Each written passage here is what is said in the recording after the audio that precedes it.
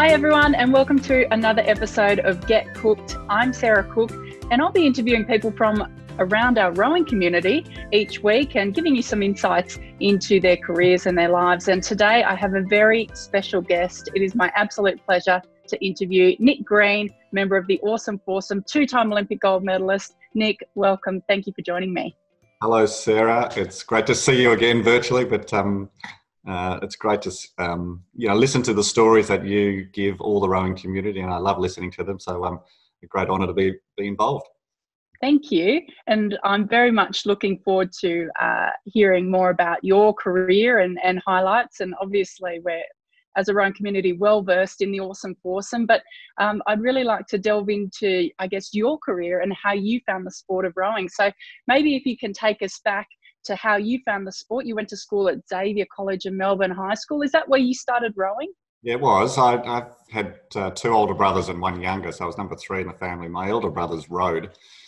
And so naturally, as a young kid, I just followed what they did. You know, I played football and rowing in the summer. And they dropped out after about a year, and I kept going. 30 years later, I'm still bloody doing the sport. So that's where it was. And I went to Xavier, and the school didn't have a great tradition in rowing. I think, when I was rowing the last head of the river, I think they had successful was probably 40 years prior to that. So, and I do joke now with a couple of my mates who were at the school, different schools at the time, that about our competitive nature. And in the final race of the head of the river, I came second last. This is not second last in the A final, this is second last in the C final. And one of my mates came last, so we joked. I said I was the better rower because I came second last and he came last. And I think it was interesting, that kind of started a interesting just passion about the sport. Rowing was one of it, but also about learning about yourself and learning about what drives you. And it was definitely, when I was rowing at school, while I enjoyed it and loved it, there was this unfinished business. I don't know what it was. There was kind of this calling to say, it's just, you can't finish on this note. And to the credit of Melbourne University Rowing Club at the time, and they'd sent out this letter, and I got a letter, and it looked like a very personal letter saying, Nick, we saw you rowing. We'd love you to come down to the rowing club. And I felt very personal. I thought maybe they just thought I was a good rower. And I went down there and there were 60 other people with the same letter. So it wasn't that personal, but it was the most formative and fun time to be at a rowing club. And if I look at I met my wife, at that stage. She wasn't my wife then, but we were courting for another 5 or 6 years, and we ended up, married. We've been happily married for a long time now. And some great mates, and obviously the sport came about it. So it was mind you, in the first couple of years, it was all about social, it was about partying, it was all about a little bit of rowing, but more about the social side. And then slowly, as we got a bit older, the rowing became more of the priority instead of the partying. And I think that's where my love of the sport, because it was such a great community, it was such great mates. Yes, it's a challenging sport, but that's what sort of got me interested and kept me interested to this day. I think that's a really important couple of points that you hit on there, because with recruitment, it's quite voracious, particularly with the US colleges, really entering the market. I think it's somewhere about 160 Australian rowers currently on scholarship in the US at universities, which is massive, but also about the importance of the rowing clubs and I guess facilitating that pathway and creating an experience which maybe isn't just high performance focused, but has all of those other aspects to engage you as well. If you listen, I look at it when I was a young kid. Now I look at it, 40 years later or 30 years later, and I look back on it and I go, and my kids, I've got adult and teenage kids, and they've all had a go at rowing, and actually watching it through their eyes. And as young kids, that they train too hard, they push too hard. There's all about success at school, and they lose interest and they lose passion. And there's wonderful, talented athletes who are possibly dropping away from the sport because it's such a young, formative age. It's more about the competition, winning, and less about the fun, the social, the connections. And I think there's a slight disconnect between what's offered at a youth level at school at the moment and probably what should be offered in terms of longevity, in the sport and keeping good people in the sport. And they don't have to be there as elite athletes, but keeping the people in the sport that want to volunteer, want to coach, want to, be a club member that just helps around the club and be part of the fabric of the club. And I just think we're potentially missing some great people who are stepping away from the sport, including my 3 kids, who now are a little bit disengaged from the sport, possibly because I'm involved, but they don't want to be around their dad. But and that's another matter. But so I think there's a little bit of learning we have to do about bringing it back to what are the fundamentals of the sport. Yes, there's an elite pathway. Absolutely, we need to train hard. But also the fabric of the club is fun, social, engagement, and competitive at the same time. I totally agree. And we recently celebrated National Volunteers Week. And like you say, it's the elite pathway will happen and those people will progress along that on their Olympic journey and whatnot. But it's about building out those clubs and our volunteer base and people that engage and love with the sport, because I'm sure you could think of countless people in your career who made it possible through fundraising, through officiating, through coaching, not for money, but just for the love of the sport. So it is really important that we foster that. It is, absolutely. We all know it. The volunteers are the fundamental backbone of every sport and every sporting club, and we have to foster engagement and connection with the volunteers as much as we can. Absolutely. Now, moving back to your career, so you went down to Melbourne Uni, you enjoyed your time there, you started to get progressively a bit more serious throughout your time. Can you take us through to then how, I guess, what became the Awesome Foursome came to be? So it was, look, the Awesome Foursome came, as a young kid I was watching, I was rowing at Melbourne University on the Yarra with James Tompkins and Sam Patton and Mike Mackay and others, right? They were a lot older than me. Mind you, they were only 3 years older, but at the time when you left school, they were a lot older and they were experienced athletes and had been to the Olympics before. And so you're in awe of them. And I went to Melbourne University and I was rowing predominantly as a youth rower. I was thrown in the senior end, when I was 18, 19. I'm rowing with Andy Mueller as one of my pair partners, and then the combination of a 4. And we were trying to break the nexus of the mercantile, James Tompkins, Mick Mackay, Sam Patton, Richard Howden, a few others. We're trying to break that nexus. And we were never quite good enough as a group to beat them, but we're always knocking on the door and we're always getting closer and closer and closer. And so various club levels, whether it's 8s, 4s, pairs, we were slowly getting closer to beating them. And that was great as a young kid, taught me how to race and taught me how to race in a tough environment and taught me how to race against the world's best. And while we weren't knocking on the door and beating them, we were getting closer. And I think then there was one regatta where the Australian Institute of Sport was dominating and they were bringing the best athletes into Canberra. We all wanted to stay in Melbourne because we loved being at home and we were studying and we were working in a number of things. And we went to one of the regattas saying, well, let's bring the best of Victoria to race against the best of Australia. So at that stage, what they end up doing is taking me out of the Melbourne Uni crew, putting me in the bow seat of the Mercantile 4, and we raced at the Nationals. And where the Melbourne Uni Mercantile crew were sort of clashing and the Mercantile beating us by about a boat length or so, we jumped in and raced the rest of the country and we won. I tell a story, it might be fabricated as I get even older, but by about 15 to 18 seconds, we won the heavyweight 4. And that was kind of the selector said, wow, this 4's going pretty quick. And that in essence was the Awesome Foursome. And then that year we went, that was about 1989, I think it was. And we went over to Europe. And this was my first ever European trip as a rower, and actually first ever European trip as a person. I'd never travelled before other than some rowing travel in the US and New Zealand, but never been to Europe. And so I think we had raced in Czech Republic back then. So it was actually Czechoslovakia then, now Czech Republic.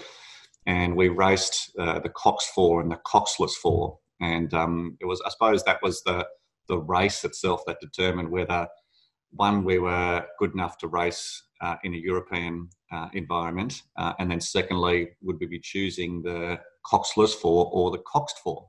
And if, do you want me to tell this? Can I tell you an interesting story about that? I would love to hear the story. I know. Well, there's because we went to this regatta first time in Europe, racing in the middle of Czechoslovakia, and very, very windy tailwind. And so we were sitting in the coxed four as the first race on the first day, and I'm sitting there. I'm absolutely myself, right, the bow seat of this European race, and sitting in there, and we're rowing up to the start, and I think Mick Mackay was saying to me, he was in the two seat and on the bow seat, he said, well, we're in lane 4, in lane 3 are the East Germans. They're the current Olympic champions. The guys besides the West Germans, right? And some of those guys in the West German have been in the 8, and they've also won Olympic gold medalists. And I'm sitting there going, but I'm a 19, 20-year-old kid, and I've never raced before in Europe. Anyway, we were sitting there, and massive tailwind, and we got out and we raced well. We got to the halfway mark, and we're a boat length up. I'm going, geez, we're smoking along, and we're going actually pretty easy. We were progressively just getting further and further in front. And then this infamous moment in my sporting career where we were pretty comfortably in front, and massive, for those rowers who will know, massive tailwind, so therefore this massive waves. My oar just happened to get caught in the bottom or the top of a wave. So I caught a massive crab. I got thrown out of my seat. I'm in the bow seat. We had a bow coxed for. I landed in the lap of David Colvin, who was the cox at the moment. Rigger broken. Needless to say, we didn't finish the race. And I know there was a question by one of your my fellow maybe rowers about how do I get a nickname MC Hammer. Now the nickname was MC Hammer was because they said my oar was so deep into the mud of this crab, a mud crab had actually come up and grabbed it and pulled it down. And at the same time, the rap song MC Hammer was going on, so I got this nickname MC Hammer because of the mud crab approach. So that was that race, full of embarrassment. To this day, they still rib me about catching a crab. The next day we raced the coxless for, smooth conditions, no wind, same sort of athletes we were competing against, and we also won that as well. And so we decided that we're going to row the coxless for because that was the boat, and we didn't have to listen to a coxswain, which was even better. So poor old David Colvin was probably in line to go to the Olympics in 92. But as we all know, the coxed for got stopped from the Olympic program, and so we chose the right boat in the end. And so that's led to us, going to, being selected and then going to Australia. So going to my first World Championships in Tasmania as the Awesome Foursome. I should show you, Sarah, I did bring one of my youngest daughters, who's now 16. She pulled out a T-shirt in her cupboard. She wears as a vintage T-shirt. I just pulled it out. Just happens to be the World Rowing Championships in 19. Wow. And it's been sitting in a nice plastic bag for a long time. So in her eyes, it's an old vintage T-shirt, which it is. Well, that's 30 years old now. Yeah, 30 years old, sorry. Yeah, so I think it can claim vintage. Yep. And so anyway, that's the Awesome Foursome, I suppose, became a household name, well, a rowing name, I suppose. Not so much household, around that 1990 World Championships in Tasmania, where we raced as that crew and had great success. Yes, absolutely. And we'll talk about how it became a household name a little bit later. But following the 92 Olympics, where, of course, you won gold in Barcelona, the crew took a 2-year break. What did you do during that time? And then what made the decision to come back for 96? So when we finished in Barcelona, we won. We were so excited, and we started talking about. We didn't quite realise the significance of what we'd done from a historical perspective. And at the time we were talking about, well, there was no in the history of Australian rowing, no sweep-oared crew had ever won an Olympic gold medal. So we've gone, wow, that we didn't quite realise that.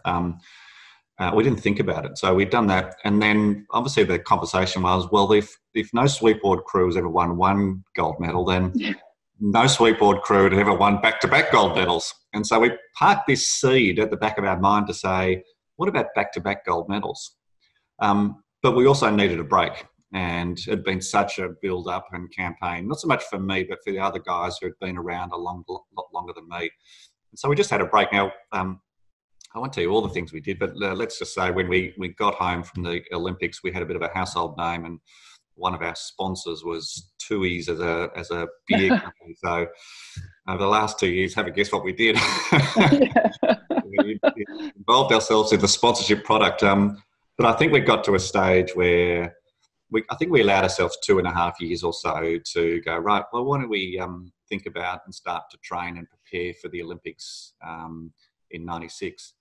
And so I do recall we went to the World Championships in 1995, I think, with only 6 months training. And we came, I think we came back fifth in the final, or some, no medals, but I think we were in the finals, but out of the medals. And I think we realised out of 5 months training and having 2 years off, we can still be in the mix in the A final. And so it gave us a bit of encouragement to say, okay, we're off the pace, but we're not that far off the pace that getting back up the top was still achievable. So we set our mind about trying to then peak at the Olympics in 96. So we gave ourselves, a 1.5 2 years of lead time, knowing it was going to be a bit rough and bumpy along the way, but that was our aspirations. Awesome. And I guess you had very different and very strong personalities in both of those crews. Can you tell us a little bit, we've had this come from a listener, how did you guys manage those personalities and balance that out? I've been watching The Last Dance with Michael Jordan, and it reminded me of one of my crewmates. I won't say it was. No, we had, I think that was the strength of our crew, because we had so many fiery personalities, and they're all different. But when they came together in a racing environment, you just rather have those people in the crew than anyone else. And we did test each other all the time. And it wasn't always easy, and it wasn't always rosy, and we were not always great mates. Because we were clashing a lot, we were tired a lot, we were exhausted. As you know, all the rowers know, you go through these highs and lows of emotional connection. And because we were together so often and so regularly, you grate on each other. The simple things around, going down to a training and you say 9 o'clock start, well, maybe a bit earlier, 6 o'clock start, and, one athlete was always 5 minutes late. So it was always there at 6:05. And so that would grate on you after time. And you go, well, if you can get here at 6:05, why can't you get here at 6? And so there was these little clashes, I think, were happening. But what we end up doing is building this really great trust with each other and honesty with each other by being competitive with one another and pushing each other and challenging each other. So when we came to racing, we had utmost trust in one another to do the right thing. And I think that was part of the strength of our crew, that we were different, but we were the same. We all wanted to achieve the same thing, but all came from a different personality. One of the things we had to do very clearly is learn how each other operates under stress. And, I'm a pretty laconic, and so is James Tompkins. We're pretty laconic and calm under pressure. And there was other members of our crew who maybe more visibly showed the strains of expectations and pressures, and so a little bit more agitated in the way they prepared. In the first instance, we actually were agitating ourselves, because we were saying, why does that person have to waste all this energy, being agitated? Why can't they just be chilled like we are? And that person's getting agitated. Why are those guys being so chilled when they're not up and, being ready to race? And so until we understood each other's personality traits under pressure, I think then we could really understand each other as athletes. And by the time we got to the 96 Olympic Games, we'd gone through all of those ups and downs. And when we got to race, we would go, yep, we know each other's capabilities. We know how we handle under pressure. And we have absolute faith and commitment that when the starter says go, we were ready to race. And you'd rather have no one else in the crew other than the team of the four of us. And I think you hit on a really interesting point there around consistency of crews and actually learning that dynamic. And sometimes, we see a tendency for crews to be sort of shaken up and re-put together every year, and you're looking at different people in a boat every year. But what you're saying, I think, is really important. And certainly throughout my career, I noticed that it was the teams that seemed to have big chunks of time together where the core of the boat, maybe not every member, but the core of the boat stayed together, whether it was a double, quarter 4 or an 8, and then you could build on that and learn those traits about one another and handle those pressure moments. So I think that's a really interesting point that you bring up. It was slightly controversial at the time of the leading up to Olympics in '96. In our view, there was a strategy by the selectors to actually divide the crew, and whether there was a little bit of tall poppy syndrome or whether it's a little bit of they thought there were better options out there. And, it was quite divisive, I think, for the crew, because we were starting to question each other's commitment to the sport and whether our desire was the same. And so it was almost an attempt to break us up, trial different people in. And I know I was challenged at one stage and Mick was challenged at another stage in the selection trials. And when the selection all washed up, what it reaffirmed to the 4 of us, at least, is we're the 4 best people, right? And so that crew should not be broken up in any way whatsoever, and it should stay strong because of exactly what you said. We've got history together. We've had proven success under pressure and proven performer at a world stage on a constant basis. And our sort of message to the selectors was, we know how to race, we know how to perform. When it counts. If we're not on our game every day domestically, don't worry about it. And so there's a little bit of questioning that, the moral fibre of our group. But once we were tested and pressured, we realised that the 4 of us were the ones we wanted to keep together. Absolutely. And we know what you went on to achieve, your 2nd Olympic gold medal. Yeah, and then following your 2nd Olympic gold medal in '96, you then went on to the '98 World Championships, winning the coxed 4 and pair. But then you were plagued by back injury in '99, which halted your run up to 2000. Is that what ultimately led to your retirement? A bit of that, and a bit of it was running its natural course. I had a significant back injury all through my rowing career. It actually started when I was in a senior B crew, and I do remember the day I was in the weights room lifting weights inappropriately under the guidance of the head coach and suffered a back injury. Most rowers will know everyone's got a lower back injury or rib injury of some sort, and I carried that through, unfortunately, for a long time. And so I think once we did Sydney, the lure of Sydney was there, and Steve Redgrave had put out a challenge to us. We had won, I think the 4th gold medal in the pairs, and he said, "Well, I'm going to get a 4 together, and I'll have a crack at you guys in Sydney." And we were going, "Yeah, okay." The Redgrave versus the Awesome Foursome and Pinsent. It would have actually a pretty good showdown. And so we got to the World Championships in '98. You're right, we were maybe a little bit of pot hunting. We were in the coxed 4 and the coxed pair. The coxed pair, I'll tell you what's a bloody hard. James and I were in that boat, Tompkins and Brett Haven as the cox. And anyway, so we won both of those races. And but I think as the crew, we were still we weren't settled as a group, and we were actually fighting. And I do remember the stage we just won the cox 4 gold medal, and we just crossed the line, we'd won it, and we were on the way back into the pontoon to get our medals. We were fighting as a crew about how to turn around, whatever it might be, trivial stuff. We were fighting, and I'm just going, this is getting pretty ugly, and I was suffering physically. And I think the Awesome Foursome, the group, it was time to move on, right? We'd been together so long, and it was just running its natural course, and I'd lost a bit of interest. I'd been around a long time, and I just said, you know what? I need to stop, get my back right, or get myself physically right. And I said to the group, if someone else wants to come in and fill my spot, and then if I'm capable and earn my right to get back in, so be it.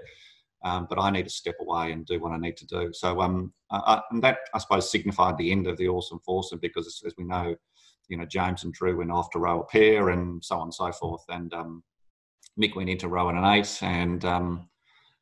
but that was an end of a 10-year, I suppose, wonderful journey of rowing with some amazing people doing amazing things all around the world. So it was a natural end, and the right decision too. Absolutely right decision to stop.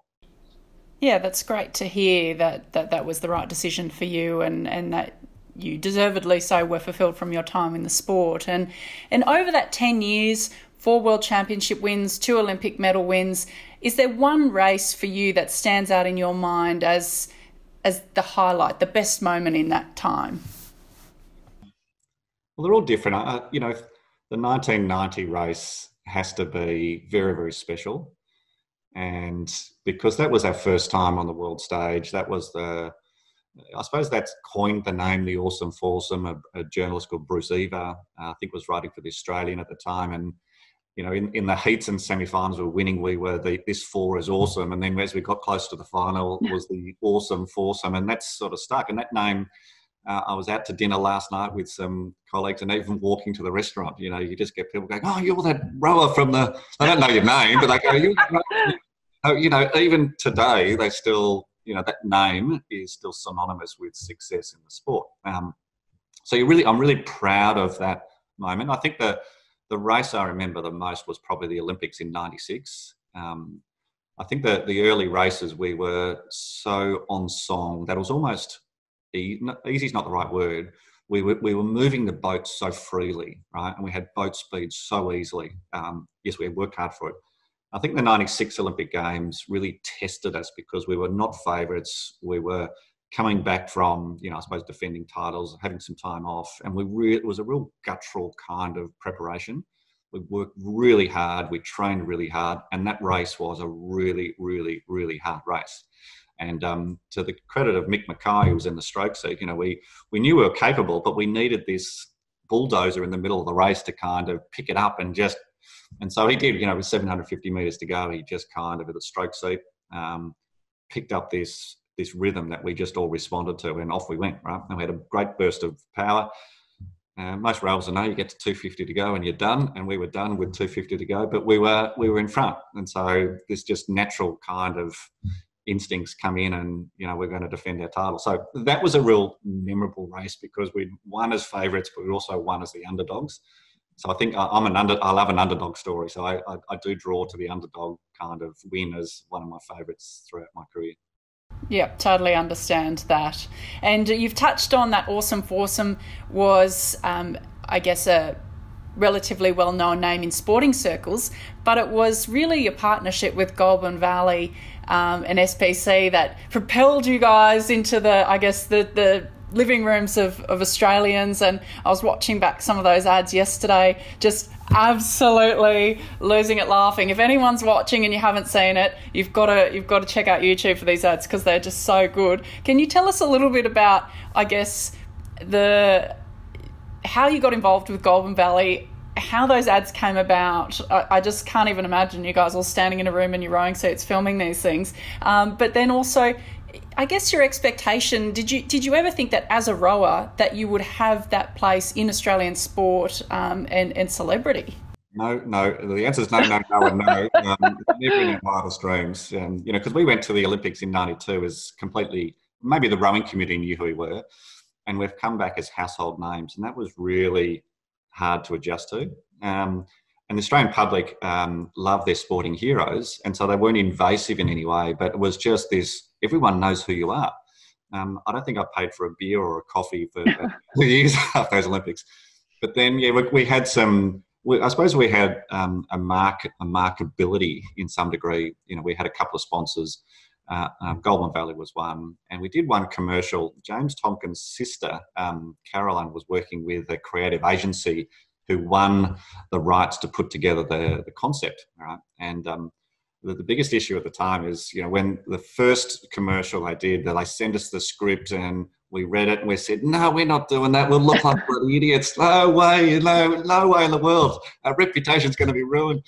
And so we reluctantly did, we did the first one under a bit of duress.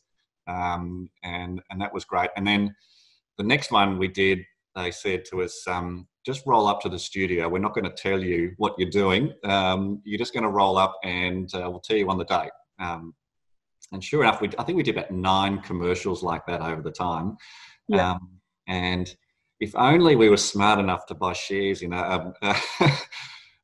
in Goulburn Valley Fruit, because they'd just gone, they were a small company at the time and they just were selling stock, right? And so most of my furniture was made up of tin fruit. I was a student and had no money, and I had literally had tin fruits as legs of tables and a wooden bench on the top. And as we got hungry, we'd take a tin of fruit and the table lower, lower and lower. And so we had endless supply of fruit, but a really, really fun time. And then, we became then famous, not because of rowing, they're those 4 blokes on the fruit commercial, particularly for the younger generation who maybe didn't watch the Olympics or missed it. We were the Peaches Mango Peaches guys. They had no idea why we were on the commercial. They just knew us as Peaches Mango Peaches. So that was that took a turn in itself, and we became infamous, I suppose, from very crappy fruit commercials. But they were great fun. They were amazing, and they're very much etched in my memory. And of course, I knew who you were from a rowing background, but yeah, absolutely fantastic time. So take us through to 2012. You were the chef de mission for the London Olympic Games. How was that experience? That was I'd been on the Australian Olympic Committee board for quite some time, and I'd been the chef de mission for our Youth Olympic Games in Singapore in 2010. And it was a great honour, right? I got selected. John Coates pulled me aside about 3 years before the Olympics, unexpected to me, to be frank, and said, Nick, we want you to be the chef de mission, right? And I've gone, wow. And I said, John, this is a great honour, and, any advice? And he goes, don't stuff it up, right? And so that was his advice, and I took that, and that was all I got, right? And so I looked at it. It's a great honour to lead the country, right, and lead a group of athletes. And the way I approached it was, and I took some advice from previous, I suppose, seasoned campaigners in the Olympic movement, and they said, you've really got to be a leader for the athletes, right, and that's your priority. And so I took this turn of going, I'm going to be there for the athletes, thick or thin, and I'll do what I need to do. And so it was my greatest joy of the London Games was the responsibility to select the flag bearer. Lauren Jackson I'd selected as a flag bearer. And the beauty of it was my decision, right? And I owned it, and I chose. And I'd been looking at a couple of athletes, and Lauren was the one that I was stalking. And we got to the Olympics in London, and she didn't know anything about this. And we got to the Olympics, and I felt like I was stalking her because I just wanted to reaffirm, because I knew Lauren but didn't really know her that well. So I just went and watched their training and just watched her conduct around her teammates and around the village and her food hall, and just reconfirmed to me that she was the right person. And so anyway, I called her into my office, at the village. And usually when you get summons to the chef de mission's office, you're in trouble. Yeah. She's come down, she had Ugg boots on, she's 6'5", an imposing woman. And she sits down and she's clearly a bit nervous about, why am I here? And I just said to her, Lauren, I said, I want you to be the flag bearer, right, for the Olympics. And she's just sat back in a chair, and complete silence. And you could just see she was processing. And she was going, why? Well, why me, right? Surely there's other people better than me. And I said, no. I said, Lauren, you're the person. And she was sat there for a while. You sure it's me? Why me? And she just couldn't quite see herself. It was a really interesting lesson in leadership. And ultimately, Lauren was a great leader and a great advocate for her sport, herself and her teammates, and for Australian sport. But she didn't know it, right? And it was almost like someone had to tap her on the shoulder and say, Lauren, you're a leader, whether you like it or not. And so she took that information away, and we said, let's keep it a secret for a couple of days. I need to start giving the media, and I gave the media 5 people so they could prepare some backstories. But no one knew except Lauren and I. And anyway, 2 days before the opening ceremony, and she had this news, you could see her walking around the village with an extra inch, in her step, and she was a bit taller, and you could see her just this pride coming out in Lauren, and sure enough, we a flag bearer. And the only advice I gave her, which passed on to me by James Tompkins and Andrew Hoy and other flag bearers, to say, when you carry the flag in the opening ceremony, you've got to hold it with one hand, and you've got to hold it out here, right? A proud one hand, and walk slowly, because it goes, you only get one lap of the stadium. And anyway, so Lauren went out, she was holding it with two hands, and I'm yelling out to her, one hand! One hand!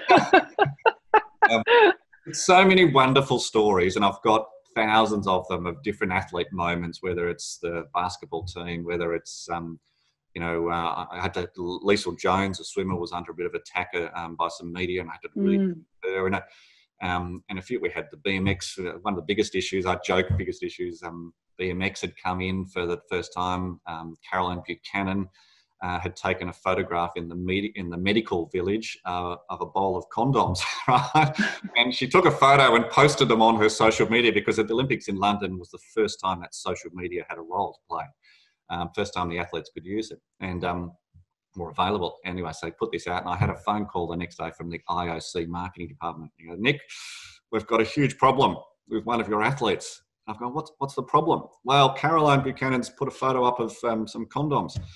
I said, yeah, what's the problem? They go, it's the wrong brand of condoms. Right? No, take them down. So they're the sort of issues, sometimes trivial, but it was a great honour and a great privilege to lead the team.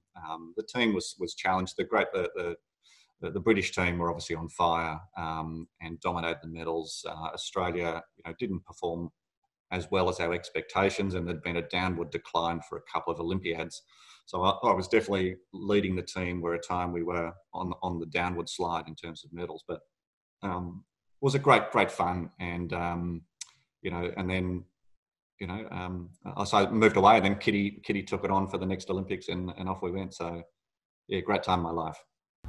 Yeah, absolutely. An amazing honour, and we were on a bus from the satellite village, the rowing village, to the team reception, where we didn't know who was going to be performing, and we didn't know who the flag bearer was, and we're running late, and we got in just in time to see Lauren on stage with the flag and to see John Farnham perform. So it was worth the 3 hours on a bus to get there to the team reception. But it was an incredible games, and obviously under your leadership, and also, like you say, Lauren Jackson, absolutely the obvious choice, and a fantastic choice as flag bearer.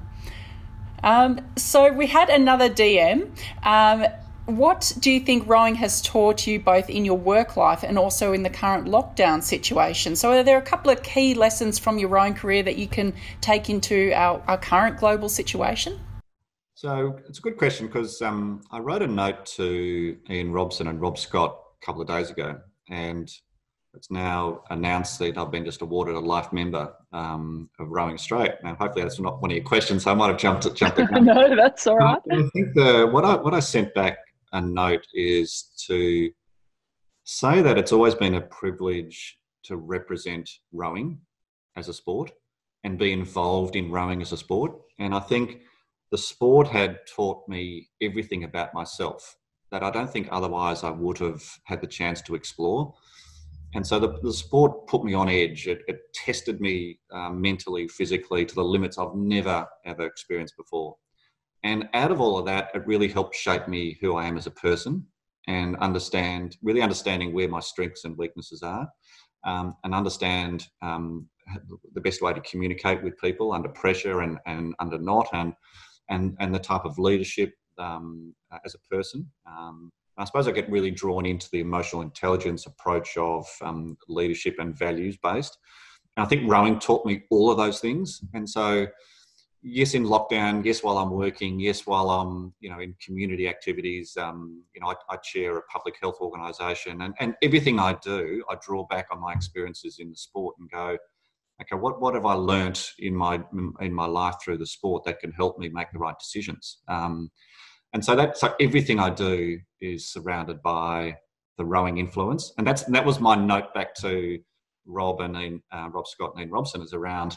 It's a great honour to represent the sport and being inducted as a life member. But don't forget, the sport has given me more personally than I've probably given back to the sport in terms of those values and those personal traits. So I take that on everything, every day. I'm thankful of going into the sport, doing what I did in the sport, and walking away from the sport, going, everything was, helped shape me as a person. So that's a wonderful message. And I think something that perhaps when young rowers are coming through the sport and deciding whether they're going to continue both throughout school and beyond school, that's one of the messages that I try to hit home to them is much like you. Everything in my life has come from those opportunities and what I've learned from the sport, and you're giving back in a multitude of ways and have throughout I guess the last 20 years since you retired.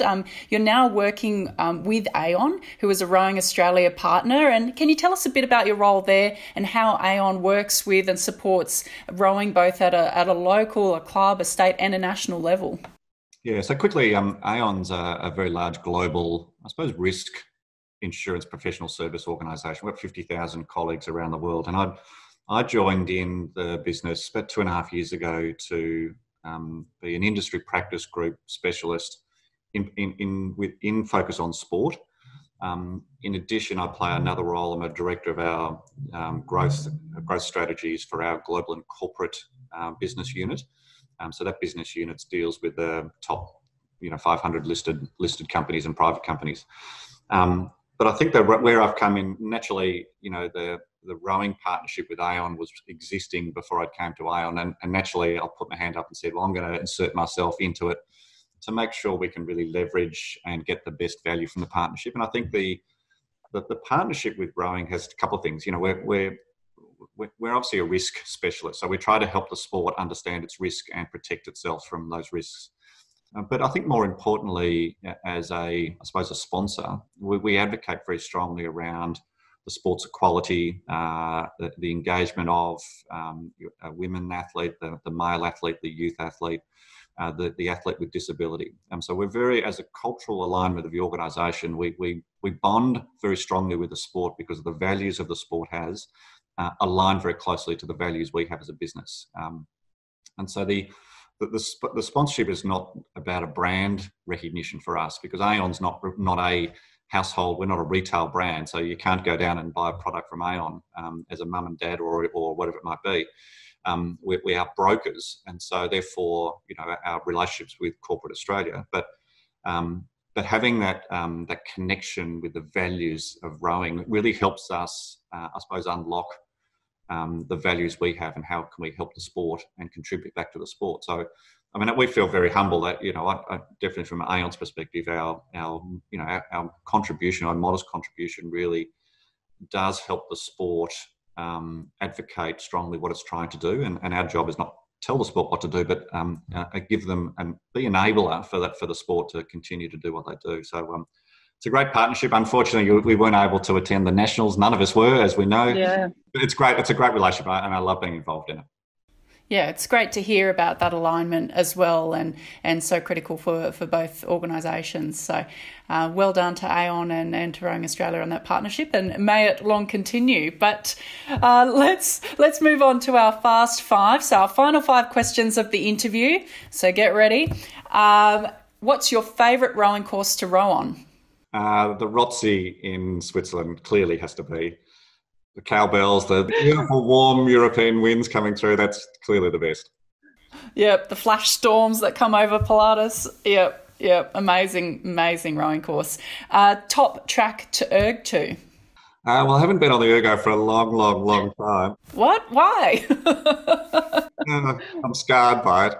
And in fact, I prefer to be in silence when I was rowing, particularly on an ergo, because I was able to get in this zone, right? And I actually did it in silence. I couldn't do it now, of course, but when I was rowing, I preferred the silence, so no track, quietness.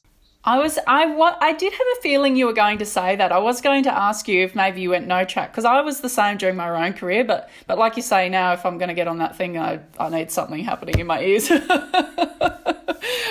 Best piece of advice you've been given? I suppose just be yourself, really, because we were surrounded by a whole lot of different people and different personalities, and be yourself and believe in yourself. But learn, you're around people who want to give you advice. And so you surround yourself by people who can teach you how to be better, but still be yourself in the way. So be authentic in the way you do your business. So authentic self is very important for me, but also, grow as a person to become more authentic by seeking knowledge and information from those around you. It's fantastic advice. And your career highlight, we've obviously gone over it. There's been multiple, but career highlight? Well, it's one of the stories that I haven't told, and I know it's going to be fast five, is I did meet the royal family at the London Olympic Games. And it's probably not a career highlight, I've got lots of them, but the Queen, I was introducing some athletes to the Queen.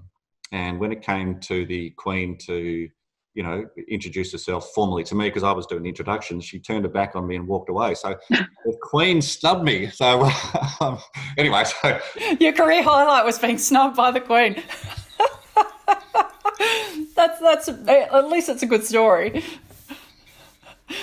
All right, and the final question: the hardest session you ever did?